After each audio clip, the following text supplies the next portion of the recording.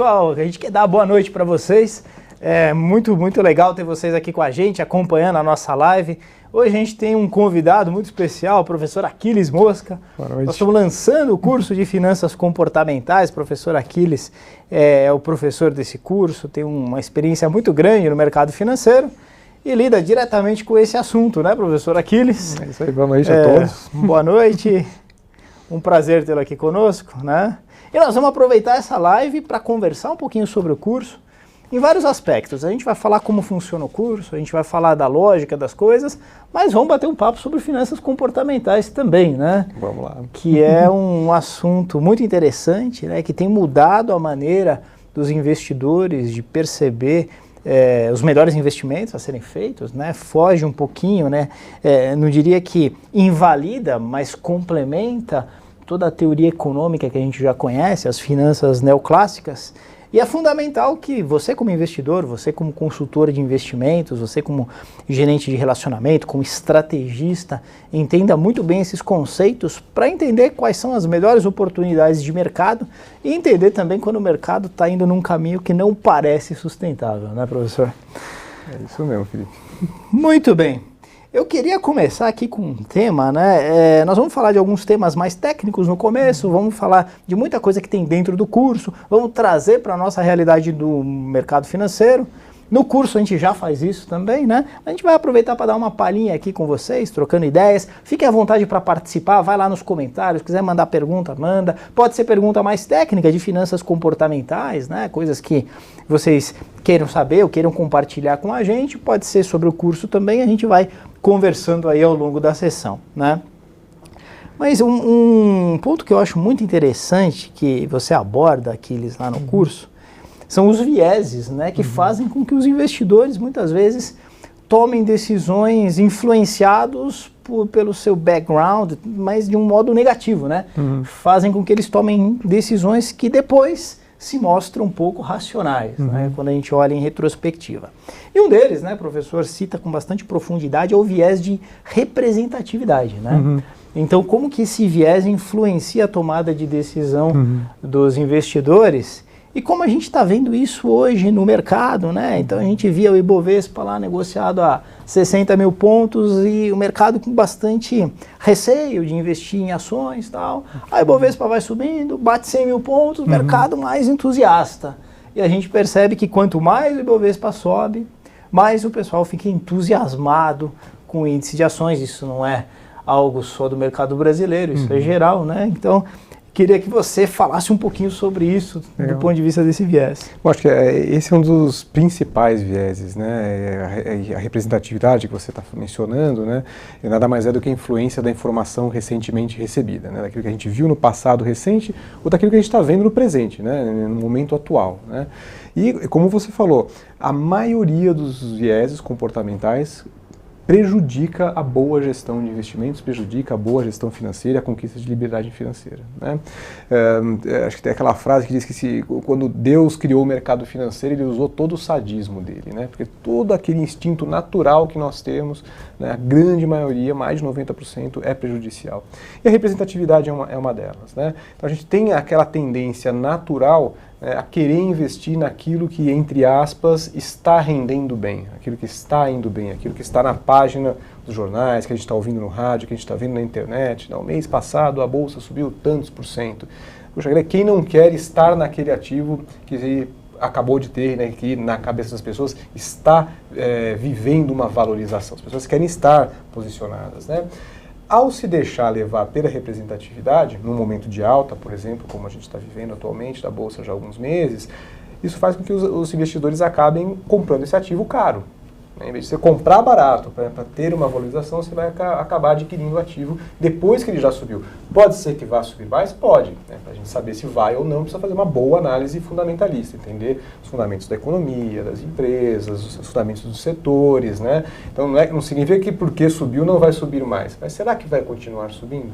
A representatividade é exatamente essa vontade, né, quase incontrolável que a gente tem de querer comprar aquilo que acabou de se valorizar e vender aquilo que acabou de cair. Né, em períodos de queda sustentada mais longa, né, já a partir de 2, 3 meses de queda seguida, as pessoas também falam, puxa, quero sair daquilo, quero me desfazer daquilo que me está causando uma certa dor, que está me causando perdas, né? E acabam vendendo barato, né? Então troca o pé. A representatividade é um grande combustível para essa troca de pé. O sujeito acaba comprando caro, comprando depois de uma alta, querendo comprar o que está indo bem, entre aspas, e se desfazer daquilo que caiu, aquilo que perdeu o valor, vende barato. Então ele acaba trocando, né, aquela máxima de comprar barato e vender caro quando ele se deixa levar pela representatividade. Legal. Talvez uma boa dica seja olhar para frente, independentemente do peso maior dessas informações recentes. O rumo dos preços dos ativos sempre depende daquilo que está por vir. Em grande medida, não é totalmente, mas em grande medida, o que já aconteceu, de certa forma, já está embutido nos preços. Não integralmente, né, o mercado também demora algum tempo, né, para fazer, para incorporar as informações que já saíram, que já são públicas, né, então que vai definir a performance é a expectativa futura, né, é a possibilidade desses ativos, no caso de uma empresa, né, gerar lucros no futuro, pagar dividendos no futuro, né, no caso de um título público, né, de um governo honrar os seus compromissos, né, honrar a sua dívida. Né? Legal, muito bom. Isso pode ser aplicado tanto à classe de ativos quanto a papéis individuais da Bolsa, por exemplo. Pode, até mesmo ativos reais. Isso vale para um imóvel, isso vale, né? No exterior do Brasil isso não existe, mas você pegar uma revista de investimentos pessoais na França, por exemplo, você tem páginas dedicadas a vinhos, né, que é visto como investimento, a arte, a relógios, né, esses relógios mais caros, mais de colecionador, são ativos. Isso vale para todo ativo, né? Então, essa capacidade de valorização, né, tem essa relação com a demanda futura, né? Se tiver comprador, você pode ter uma expectativa de alta sendo sancionada, e a capacidade, de fato, dele apresentar uma apreciação do seu valor intrínseco, né? E é interessante porque os veículos de informação acabam tendo um papel muito importante nesse sentido, porque eles retroalimentam esse interesse. Então, é pauta para os veículos, né, de comunicação, algo que está na mídia, né, que se fala muito e que chama atenção, e ao mesmo tempo isso chega em novos investidores, e aí os novos investidores geram interesse e acabam investindo mais, e isso alimenta um crescimento exacerbado. A gente fala, o que você está mencionando é um desdobramento da representatividade, né, a chamada saliência ou disponibilidade, né? Então, depois de um período muito sustentado de alta da Bolsa, vamos pegar o período de 2003 a 2007, né? O índice Bovespa se valorizou 450% nesse período, né? Então, era recorrentemente, era a capa das revistas, essa apreciação da Bolsa, né? Nós atingimos um pico de CPFs, de pessoas físicas, né, negociando ações na Bolsa, naquele período até então na história da Bolsa de Valores brasileira. Muitas pessoas foram para esse ativo sem ter o horizonte necessário para acomodar as flutuações das ações, sem ter a tolerância a risco, sem saber sequer ao que esperar desse ativo, né? Mas simplesmente porque estavam vendo, né, estampado, né, nos jornais, na internet, no rádio, né, na televisão, essa alta sustentada, acabaram indo para esse ativo. Chegou lá em 2008, dia 15 de setembro de 2008, começa a crise internacional, quebra o banco Lehman Brothers, né, e naqueles 3 meses finais de 2008, a Bolsa caiu quase 50%. As pessoas perderam metade do seu patrimônio naquele momento, sem estarem preparadas para isso, né? A Bolsa não é só valorização, tem momentos de queda, tem momentos de realização, há ciclos, né, de alta, ciclos de baixa, faz parte do jogo, né? Isso provavelmente aconteceu recentemente e continua acontecendo com criptomoedas, né? Então a gente tem elementos fortes, né, de que a maior parte dos investidores que está com esse ativo, né, que adquiriu esse ativo como investimento, não tem ideia de onde está investindo, né? Já há mais de 1 milhão de brasileiros com investimento em criptomoedas. Isso é tantos investidores quantos a gente tem na Bolsa de Valores hoje, na Bolsa. Sim. Só que a Bolsa de Valores brasileira existe desde o final do século XIX. As criptomoedas existem desde 2008 só, né? Então, isso pode estar acontecendo nesse instante, inclusive com criptomoedas, né? Bitcoin particularmente. Muito bom. E falando no mercado acionário, a gente pega algumas marcas, né? Por exemplo, você pega a Apple, né, que no comecinho dos anos 2000 desenvolveu um modelo de negócio muito rentável, né? E quem investiu em Apple naquela época ganhou muito dinheiro, né? Você pega a Netflix, finalzinho, comecinho dessa década, né, também arrebentando. Dá a impressão também que os investidores acabam buscando a próxima Apple, a próxima Netflix. Talvez esse seja também um caso de disponibilidade, né, porque vem uma determinada empresa, né, que teve aquela alta grandíssima, achando que empresas semelhantes também podem trilhar esse caminho. Então, acho que além da representatividade, de ter visto isso acontecendo, existe um outro fator que é a familiaridade. E a gente tende a considerar aquilo que nos é familiar como pouco arriscado. Então, eu tenho um iPhone, eu utilizo o Netflix, então é familiar, parece menos arriscado, parece que eu entendo, eu vejo todo mundo utilizando, eu acabo fazendo um posicionamento nesse tipo de ativo com um conforto maior, que não necessariamente vai se traduzir numa apreciação mais para frente. Será que a Apple continua conseguindo inovar, né, e se reinventar como ela fez nos últimos anos, agora com uma nova gestão, com novos executivos à frente do negócio? Essa é uma pergunta difícil de responder, né? Existe um número enorme de analistas se debruçando sobre isso, né? Então é sempre essa capacidade de julgar o que vai acontecer para frente que vai definir os rumos do ativo, não necessariamente porque rendeu bem até agora e porque eu sou familiarizado e todo mundo utiliza que vai continuar rendendo bem, né? Legal, muito bom, muito bom. Acho que um outro ponto aqui muito legal que a gente trata, né, que você trata no curso, é a ilusão de controle, né? Que tem muito a ver com o excesso de confiança, né, do investidor, né? Então, achar que ele tem a capacidade de tomar as melhores decisões de investimento sem realmente conhecer o que está por trás de tudo que acontece no mercado. O que você tem visto aí ao longo da sua carreira em relação a isso? Olha, de fato, a gente tem uma tendência natural a sobreestimar as nossas próprias capacidades. A gente não precisa ir longe para ver isso, né? Todo mundo que dirige e está no trânsito geralmente tem a percepção de que quem é lerdo está na nossa frente, quem é apressadinho está atrás da gente, mas a gente tem uma percepção de que nós somos bons motoristas, né? Então a gente tende a sobreestimar de fato as nossas capacidades, o que leva, né, a essa tendência, né, a imaginar que quando a gente está no controle, se eu estou manuseando, né, seja lá o que for, um veículo ou meus investimentos, e principalmente no caso de investimentos, quando eu me informei, eu tive acesso a informações sobre as diferentes modalidades de investimento, sobre o cenário econômico, o cenário político, independente de se eu estar fazendo um bom uso dessa informação, o simples acesso à informação nos causa uma percepção, né, de que, puxa, me informei, devo estar bem baseado para tomar uma boa decisão, né? Então há uma maior sensação de conforto quando nós temos acesso à informação de cunho financeiro, sem saber se essa informação é relevante ou não para aquela decisão específica de investimento que está sendo tomada naquele instante. Isso é ilusão de controle, né? Num país onde o nível de educação financeira é muito baixo, né, será que a informação que o investidor está tendo contato nesse instante é informação realmente relevante? Né? Será que eu tenho a educação financeira suficiente para ter acesso à informação que naquele instante vai fazer a diferença para aquela aplicação? Isso é ilusão de controle, né? A sensação de conforto que vem acompanhada quando tem o acesso à informação simplesmente, né? Então a gente é propenso a cair nisso de uma forma muito fácil. Isso é particularmente preocupante num país onde o nível de educação financeira é baixo.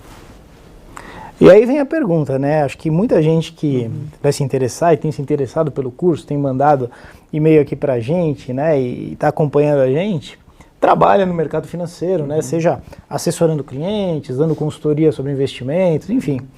Como que esse profissional pode, de alguma forma, assessorar esses investidores para que eles não caiam de uma forma como presas fáceis nesse viés que é a ilusão de controle? Eu acho que o profissional do mercado financeiro tem uma função essencial nesse trabalho, né? Hoje existe uma relação muito forte do investidor com o seu gerente financeiro, seja ele um gerente de uma agência bancária, seja um especialista em investimentos, seja um agente autônomo. Porque, como eu falei, estamos numa realidade de baixa educação financeira. Estamos num país onde a maioria das pessoas não se interessa por assuntos financeiros. Nós que trabalhamos no mercado financeiro, a gente, né, de alguma forma ou de outra, está bastante familiarizado, mas a grande maioria da população vê esse tema como algo que não é a prioridade, né? Então, eles precisam recorrer a alguém. As pesquisas da Ambima mostram que o gerente de investimento, especialista em investimento, agente autônomo, é a fonte número 1 de informação.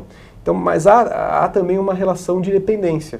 né? Essas pessoas se sentem um pouco reféns, né? Por não conhecer e precisar recorrer a alguém, eles se sentem um pouco refém de alguém que detém o conhecimento, que precisa orientá-las, né? É muito semelhante à relação com o médico, né? Quando você está doente, precisa procurar, você espera que venha dali a solução, né? Então, nesse aspecto, o protagonismo que o profissional de mercado financeiro tem é muito grande, né? Em orientar as pessoas, evitar que elas caiam nesses erros comuns que são instintivos, são naturais, né? São inconscientes e que estão por trás de todos esses viés comportamentais que a gente está avisando, né? Tá analisando aqui. Então, essa formação em finanças comportamentais, para quem está diante do seu cliente, é essencial e tende a contribuir muito, né? Para enriquecer a conversa, né? Às vezes é muito comum o investidor já chegar com um preconceito, né? Olha, eu quero aplicar em tal modalidade de investimento porque meus amigos aplicaram, né? Porque eu vi que rendeu bem no mês passado. Essas duas frases que são comumente ouvidas numa mesa de discussão, né, de investimentos, ela tem por trás dois viés que a gente acabou de mencionar aqui, né? Da representatividade, da saliência, um movimento de manada, né? Então, o profissional que conhece, né, que domina esses conceitos, tem um repertório muito mais amplo para conversar com o seu investidor, né? Legal, muito bom. Bom, a gente vai fazer uma pausazinha aqui na nossa conversa e vai passar um trechinho do curso para vocês entenderem como que é o curso, né? Como que é abordado isso. Vocês vão ver que a gente mostra exemplos, né? O professor Aquiles mostra alguns exemplos da vida cotidiana e depois aplica para o mercado financeiro. Eu, sinceramente, gostei muito do curso porque eu vi a aplicabilidade para o mercado financeiro, mas como a raiz disso está no próprio comportamento humano. Então a gente consegue utilizar isso de uma forma muito clara em todo o processo de investimento, mas também na carreira e principalmente carreira no mercado financeiro. Então a gente percebe que para o pessoal que lida com investimentos, para o pessoal que assessora clientes com planejamento financeiro, quem é agente autônomo também, quem faz consultoria de investimento vai aproveitar muito do curso. Vamos soltar um pedacinho aí para vocês verem como é que é, e aí depois eu já vou falar de alguns benefícios que você que está assistindo a live vai ter com exclusividade, tá bom? Solta o vídeo aí. Professor Tiago Toffoli, que é o nosso operador aqui de internet. Fica claro em alguns estudos comportamentais bastante sutis, né? Nesse caso, desse case que eu vou mencionar agora, né, foi feito numa sala de espera, né, de uma corretora, né? Então, no primeiro cenário, né, você tinha duas pessoas nessa sala de espera, uma delas era um ator, né, contratado, que foi instruído a ficar no celular falando em voz alta sobre as perdas que ele incorreu no mercado de ações. Né? Enquanto que a outra pessoa, que era a cobaia desse estudo, ficou ali, né, na salinha de espera, uma salinha silenciosa, com um sujeito no telefone falando das perdas que ele teve no mercado acionário. Né? No segundo cenário, né, você teve a mesma situação, mas as duas pessoas ficaram ali em absoluto silêncio na sala de espera, inclusive o ator. Né? Qual foi a diferença de comportamento desses investidores, né, quando eles passaram para a fase seguinte do estudo, né, saindo dessa linha de espera, para decidir onde fariam as suas aplicações? Né? Aquelas pessoas que tiveram, né, que ficaram ali no cenário 1, né, ouvindo o investidor falando mal do mercado acionário, né, em média, 80% delas preferiram aplicar em imóveis, né, em algo diferente do que ações, né, que por conta do contrato que eles tiveram ali com aquela informação recente de alguém que perdeu dinheiro com ações. Enquanto que no cenário 2, né, a gente teve um comportamento bem mais equilibrado das pessoas, né, com 50% das pessoas aplicando em imóveis e 50% aplicando em ações. Elas não tiveram aquela influência toda de alguém falando mal do mercado acionário, das perdas que incorreu, então a gente tem mais de 30% aí das pessoas, 50% aplicando no mercado acionário. Né? Isso deixa bastante claro como, mesmo de uma forma bastante sutil, né, essa informação recentemente recebida influencia, de fato, né, o comportamento, a propensão a risco e a disponibilidade das pessoas aplicarem em ações. Né? Nesse cenário onde se falou. Muito bem, tiveram uma palhinha, né, de como é o curso, né? O curso tem umas animações bem legais, né? Sempre representando muito bem os conceitos. A gente tem alguns vídeos, né, que estão linkados aí com situações do cotidiano também, né? Então vale muito a pena, acho que vocês vão gostar pra caramba do curso, né? E tem algumas novidades, grupo de WhatsApp, acompanhamento síncrono das tarefas, então a gente vai trabalhar legal, mas aí até o final da live eu falo sobre isso e falo também sobre o valor especial que quem está acompanhando a live com a gente vai ter nessa promoção de lançamento que a gente está fazendo. Mas eu queria voltar aos nossos vieses comportamentais falando do efeito manada, né? Que acho que é um dos mais comentados entre esses vieses comportamentais, né? E a gente vê isso acontecendo nos ciclos de crises, de depressões, de altas, de bolhas e assim por diante, né? E aí a gente pode também utilizar para classes de ativos, né? E pode utilizar para ativos específicos, né? Queria que você falasse um pouquinho aí de momentos marcantes, recentes que a gente teve, que foram retroalimentados por esse viés específico. Esse é aquele viés muito conhecido, já muito bem mapeado na literatura acadêmica, mas que recorrentemente volta a acontecer. Então, se a gente vê década de 90, ações de internet, né, até o comecinho dos anos 2000, estourou a bolha, que gerou-se uma bolha, né, esse movimento de manada, estourou a bolha em 2001. Ao longo dos anos 2000, nos Estados Unidos, imóveis, né, e aí culminou com a crise em 2008. Eu falei agora há pouco de criptomoedas, particularmente do Bitcoin, já passou por um movimento de formação, estouro de bolha, agora está voltando a se valorizar, é um ativo difícil de precificar, então a influência da manada ali é muito grande, né? Então, aí, né, particularmente nesse viés, né, nós temos 4 elementos que acontecem de forma simultânea e que revelam que uma bolha está acontecendo, né? O primeiro deles é essa tendência natural que a gente tem em querer agir em conformidade com os demais. Então, nós estamos aqui com roupas mais ou menos semelhantes, né? A moda é isso, né? A gente se sente bem se a gente está agindo com um visual, né, em conformidade com os demais. Se eu estivesse aqui vestido uma roupa de Luís XV, eu estaria bastante desconfortável, né? Então, tem esse primeiro elemento. Na linha de se está todo mundo comprando bolsa, eu vou comprar bolsa. Exatamente, no mercado financeiro é isso. Criptomoeda, vou comprar criptomoeda, não quero ficar de fora, né? Então, esse primeiro elemento, né, de necessidade de conforto quando a gente está agindo em conformidade com os demais. É um primeiro elemento, mas ele só não explica nada, né? A gente tem também o fato de que a gente infere que se um grupo suficientemente grande de pessoas está fazendo algo, existe uma boa razão para isso. Então, nós inferimos inconscientemente racionalidade na atitude dos outros, que nem sempre é uma atitude racional, né? Somos todos humanos, temos todas essas falhas, mas a gente infere, né? As filas se formam desse jeito, né? Se eu botar lá uma pessoa, 2 pessoas, 5 pessoas, 6 pessoas, a pessoa às vezes nem sabe porque tem uma fila, vai entrar ali para saber o que está acontecendo, né? Então, esse é o segundo elemento, né? Chamada prova social. A gente infere racionalidade na atitude dos outros. O terceiro elemento é que se as coisas derem errado, eu não estou sozinho.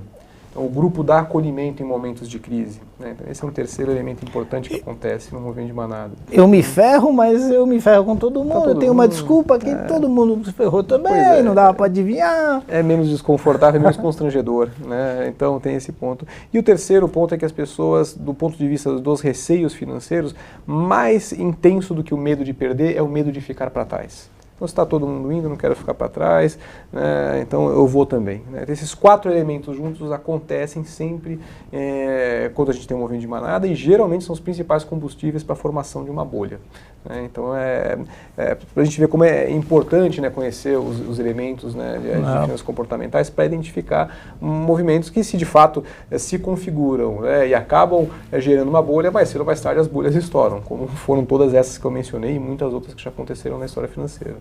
Muito bom. Agora, sabe o que mais me surpreende? É que em dados momentos já existe aquela percepção e começa a se espalhar a notícia de que certo ativo ou o mercado está sobreavaliado. E continua subindo. Continua subindo. Não é automático, não né? Não é. Tem que ter um estopim para um ponto de inflexão. Tem uma inércia muito grande, né? No caso de bolhas, né? Quanto mais a bolha infla, menos ela parece uma bolha. A história do agora é diferente? Agora é diferente, né? Então o termo da nova economia, que a gente ouviu muito, né, no início, né, quando teve a bolha das ações da internet na década de 90, era essa. Não, agora é diferente. Os modelos antigos de precificação, né, de estudo dos fundamentos econômicos não se aplicam mais. É a nova economia, um negócio completamente revolucionário. Obviamente existem fatores novos, mas os fundamentos de geração de resultado, né, capacidade de pagamento de dividendos, são coisas muito básicas, no caso de ações particularmente, não mudam. né? Esse tipo de coisa existe e vai continuar existindo, né? Ainda que a forma de se gerar os resultados, os lucros e o pagamento de dividendos possa mudar de fato de uma forma mais analógica, uma forma mais digital, né? Mas esses fundamentos prevalecem, seja lá qual for o momento, né? Mas surgem essas desculpas verdadeiras, é a nova economia, a mesma coisa pode estar acontecendo agora com as criptomoedas, né? Mas as pessoas não sabem o que é blockchain, né? Que é a tecnologia que está por trás, uma das tecnologias que está por trás das criptomoedas, né? Mas esse fator novo também é utilizado nesse instante para justificar essa grande valorização que elas estão tendo. Legal. A gente olha para as empresas Complexo X, né, o GX, MMX, me parece que foi algo nesse sentido também. Damodaran chama isso de a teoria do bobo maior, né? Que no frigir dos ovos, não importa se tem valor intrínseco naquele ativo, né? O que me importa é que eu compro nesse preço e semana que vem eu vendo mais alto que isso. Exatamente. Uma parte dos investidores pode pensar dessa Isso forma, acontece né? muito, Felipe, por exemplo, em pirâmides financeiras. A gente tem recorrentemente, esse ano aqui mesmo, 2019, tivemos a quebra de 2 pirâmides financeiras importantes no Brasil, né?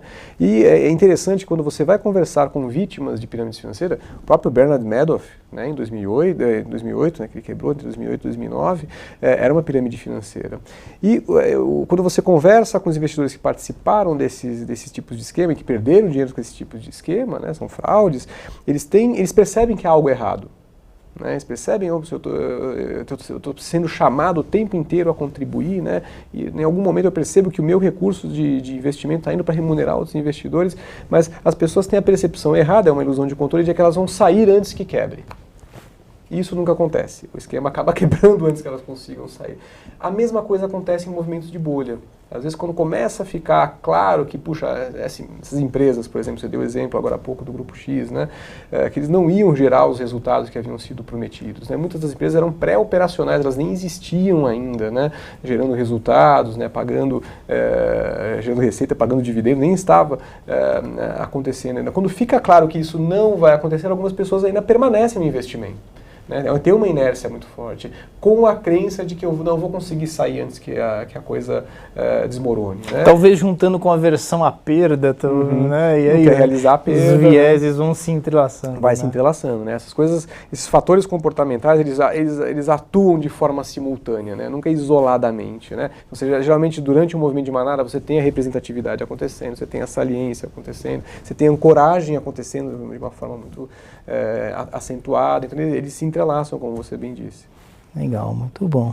Uma parte do curso que eu acho interessantíssima, e você não vê nos cursos normais, né? Não que seja normal, mas nos cursos tradicionais de finanças comportamentais, é uma sessão que você chamou de princípios de persuasão. Eu achei muito legal e muito útil no sentido de entender a racionalidade ou irracionalidade humana, né? E como que principalmente o profissional do mercado financeiro pode se tornar competitivo, né? Aproveitar esses vieses de uma forma construtiva para o mercado e para a sua própria carreira, né? E aí você fala de 6 atalhos, né? Na verdade, 6 atalhos universais, né? Passando lá pela reciprocidade, escassez, autoridade, assim por diante. E eu queria dar um foco aqui, colocar uma lupa no que se chama autoridade, que eu achei muito interessante, né? E diz como que você mostra no curso de uma maneira bastante objetiva, né? Como esse atalho pode influenciar positivamente a carreira de um profissional. Certo. Como é que a gente contextualiza isso para o mercado financeiro, para quem está nos ouvindo, para entender como isso pode transformar o seu modo de atuar dentro dessa área de investimentos e consultoria financeira? Então, essa parte, né, do curso, ele é derivado do que no exterior se chama de Decision Sciences, né, as ciências das decisões. Finanças comportamentais é um braço de Decision Science, né, de ciências das decisões. Uma das decisões, né, que se estuda nessa cadeira é a influência que nós temos sobre o outro. Né? Como fazer alguém agir em conformidade com aquilo que nós queremos? Né? É a persuasão. Né? E há esses princípios que você mencionou. Um deles, e que eu acho que no Brasil ele é particularmente relevante, sobretudo para quem está nos assistindo, que trabalha no mercado financeiro, que tem clientes, que está trabalhando com orientação financeira, é a questão da figura de autoridade. As pessoas têm uma tendência a obedecer naturalmente, né, uma pessoa que eles veem como revestida, né, de autoridade no assunto em que elas não dominam. Né. novamente, num país com baixa educação financeira como o Brasil, aquela pessoa que é uma pessoa certificada, né, tem um CEA, um CFP, ele tem então uma aura de especialista para a maior parte da população. E vai ser uma fonte de informação e uma influência determinante na decisão de investimento, de gestão financeira, né, da sua vida financeira. Né. Então, no curso a gente usa um vídeo, né, bastante interessante que mostra, né, como uma pessoa fardada, né, aparentemente como um policial, mas nada que o identifique como uma figura de autoridade, só com uma roupinha que parece ser uma farda, um walkie-talkie na mão, começa a conversar com as pessoas na rua e pedir coisas absurdas e as pessoas obedecem. Né. As pessoas têm, de fato, então, essa tendência a seguir as recomendações, as ordens, as instruções de uma pessoa que está revestida dessa figura de autoridade. Né. E quem está nos vendo hoje aqui, em grande parte, imagino que trabalha com investidores, né, são pessoas certificadas, a grande maioria, né, e tem essa aura de autoridade. Ou seja, as pessoas vão seguir, muitas vezes cegamente, as instruções desses profissionais. Né, o que acho que é importante que isso traga a noção da responsabilidade que esses indivíduos têm, né, na condução da vida financeira de outros. Né. Legal. Essa ideia de autoridade se aplicaria a empresas também? Investidores que seguiriam determinadas empresas por acreditar muito naquela empresa, independente do valuation da empresa, se a ação está cara ou está barata, independente das ações que os gestores estão tomando, mas porque a reputação é muito forte? Olha, acho que até mais do que a reputação, existe todo trimestre sai o balanço da empresa. Né? Quando sai o balanço da empresa, então geralmente há uma reunião com os gestores da empresa. Então vem o presidente, vem o diretor financeiro, vem comentar os resultados, o que foi, o que não foi, se frustrou a expectativa, se superou a expectativa. Nesse momento, aquelas pessoas, né, que estão se comunicando com os investidores estão lá imbuídos de toda a autoridade de dirigentes da empresa, né, o CEO da empresa, o CFO da empresa, e obviamente eles vão falar que estão no rumo certo. Né. Cabe ao investidor buscar ter educação, conhecimento necessário para saber se aquilo que está sendo dito ali tem chance de se materializar ou não, se tem fundamento ou não, né? Mas, de fato, naquele instante, uma empresa se comporta dessa forma, né, como uma figura de autoridade, através dos seus executivos, dando conta dos seus resultados e principalmente das perspectivas futuras. Né? Legal, muito bom.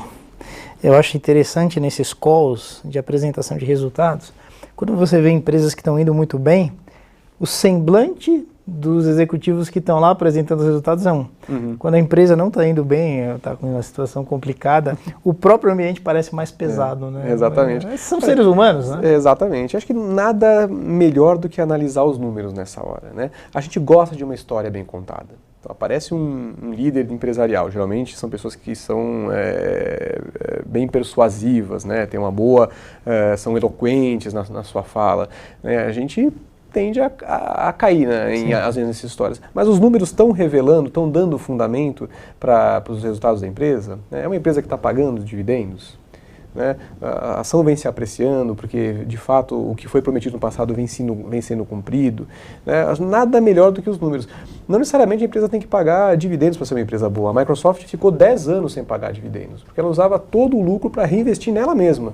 E isso criava novas tecnologias, criava crescimento e o próprio preço da ação vinha se valorizando. Então os investidores nem exigiam da Microsoft o pagamento de dividendos, porque eles tinham certeza, né, e viam nos números reais de faturamento da empresa que aquilo se traduzia em apreciação do próprio preço da ação. Então nada melhor do que saber analisar os números, né, para ver se aquele discurso, que às vezes ele é muito aparentemente convincente, se ele está de fato se traduzindo em resultados. Né? Legal. E Aquiles, aproveitando exatamente esse discurso dos dirigentes, né, até da mídia, que muitas vezes tem aquelas ações prediletas, né, aqueles tipos de investimentos prediletos, a gente percebe, você fala muito sobre o emolduramento no curso, né, chamado framing, né? E como a informação ela é colocada, ela tem um impacto ou outro, né? E quais os cuidados, né, que investidores, consultores, o pessoal que acompanha o mercado financeiro, não só o mercado de ações, mas outros mercados, quais os cuidados que esses profissionais têm que ter quando interpretam essas informações, né, de forma a analisar com o pé no chão? O viés do framing, né, nos mostra que o contexto em que uma determinada informação é colocada ela influencia muito a nossa capacidade de julgamento e a nossa percepção da realidade, né? A gente fala assim, puxa, mas é um fato, né? Depende, né? Um fato colocado dentro de um determinado contexto tem uma interpretação, o mesmo fato colocado num contexto diferente pode ter outra interpretação. Então vamos pegar o exemplo de uma empresa que está divulgando resultados agora e que acabou de passar por uma crise muito grande. Então, a tendência desse líder empresarial é comparar os resultados atuais com o pior momento do passado recente para mostrar alguma recuperação. Ele cria ali um frame, um emolduramento de recuperação ao tomar como base de partida o pior momento que a empresa viveu nos últimos momentos. Às vezes é feito pelo próprio governo, né? Então você pega a taxa de desemprego, né? Então você pega a última crise para comparar com o patamar atual. O patamar atual de desemprego é altíssimo, mas se a gente comparar com 2008 está menor. Então você tenta ali criar uma percepção diferente, né? Com base no ponto de referência de partida. Isso é um exemplo de framing. Né? Então, será que, quando sempre a gente tiver comparações, performance de fundo de investimento, né? Então, geralmente o gestor vai montar uma comparação também com períodos de crise para mostrar uma recuperação. Né? Então, sempre que a gente tiver a divulgação de resultados, muita atenção à base de partida. Né? É uma base intelectualmente honesta para a comparação que está sendo feita naquele instante, né? Ela é relevante para aquele momento, ela já não está muito distante, ou ela está muito próxima, exatamente para criar essa percepção de um momento mais favorável. Né? Então, o emolduramento tem essa muito bom, conhecer emolduramento é importante para não cair nesse tipo de armadilha. Aliás, de um modo geral, a gente percebe que você enfatiza bem no curso a importância de se conhecer os vieses para que a gente os evite, né? Exatamente. Fatalmente, uma hora ou outra a gente cai em algum, mas conhecê-los né? É o primeiro passo para que a gente consiga fugir deles. Exatamente, né? A gente tem que conhecer. Uma vez que a gente conhece, a gente tem que buscar identificar, porque uma coisa é a gente conhecer, li lá, entendi, conheci. Mas no dia a dia, a hora que eu estou ali fazendo investimento, decidindo fazer uma aplicação, um resgate, um novo investimento, eu estou parando intencionalmente para ver se eu estou caindo em algum desses vieses que são prejudiciais, né? Se eu identificar que eu estou caindo, será que eu consigo resistir a ele? Porque muitos deles são instintivos, né? São inatos, são inconscientes, né? Então o investidor que consegue dominar, identificar, né? Conhece, identifica e resiste ou desenvolve estratégias pessoais para lidar com ele agrega ao seu processo de investimento um componente que vai diferenciar ele dos demais investidores que não têm esse repertório tão fluente. Legal, eu aproveito isso para falar o seguinte, né? A gente está lançando o curso e junto com as aulas, né, os vídeos que vão ficar disponíveis na plataforma do Mundo Financeiro, a gente está criando um grupo de WhatsApp, né, para todo mundo que se matricular no curso. E esse grupo de WhatsApp vai ser muito legal. Primeiro porque a gente vai ter um cronograma de cumprimento das aulas e à medida que esse cronograma vai sendo cumprido, que os alunos vão fazendo as aulas, a gente vai colocar no grupo, né, uma série de exemplos, né, de momentos na nossa história em que alguns vieses aconteceram, né, situações, cases, às vezes reais, às vezes fictícios, de vieses comportamentais. Isso é muito interessante porque a gente pega todo aquele background que está lá, já tem cases sendo citados, já tem muitos exemplos nos vídeos, mas aí a gente vai discutir isso de uma forma muito prática e muito voltada a investimentos e a mercado financeiro. Então, você que participar do curso vai ter a chance de ficar uns 3 meses aí com a gente discutindo esses vieses de forma que você consiga aplicar de uma forma realmente muito prática no seu dia a dia, na sua carreira, seja como investidor, seja como consultor financeiro, né?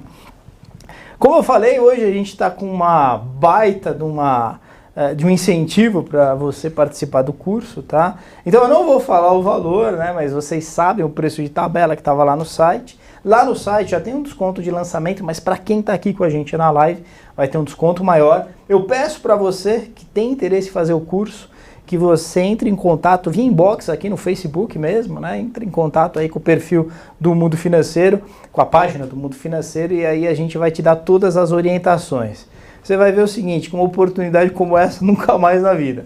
Nunca mais a gente vai vender esse curso por esse preço, porque o que a gente está fazendo? A gente está lançando o curso, a gente já quer começar com uma quantidade de pessoas bem interessante, pessoas que são do mercado, que gostam do assunto, né?